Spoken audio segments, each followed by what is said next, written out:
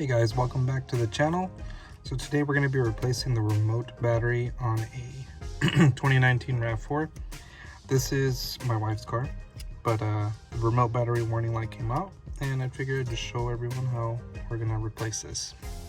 The only tool you'll need is just a regular flathead screwdriver, something like this, small. If you can get your fingers in between the slots, you'll be fine without the tool, but in case you don't, this is how you do it. So you're going to start off by removing the key slot. So you're going to push this in and then pull on your key. Once you got that removed, you want to have all your buttons face down and then just pry on this to separate the remote right in between there.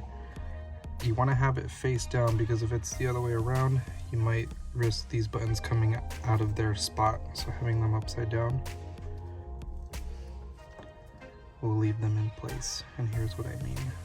See, they're all in here. So if it's the other way around, these buttons can just fly off.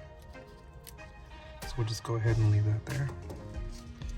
And now the remote battery, it's a little difficult, but let me show you here. There's a little slot right in this spot, and that's where you're going to want to put your screwdriver, right in here, and just put a little bit of pressure. It will come right off.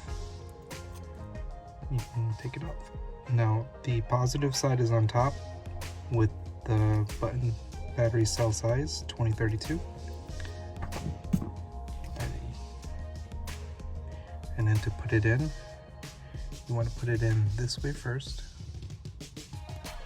and then push down.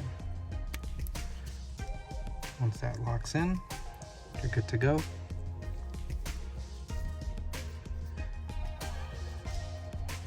Put this back in here. And then this is just going to clip in.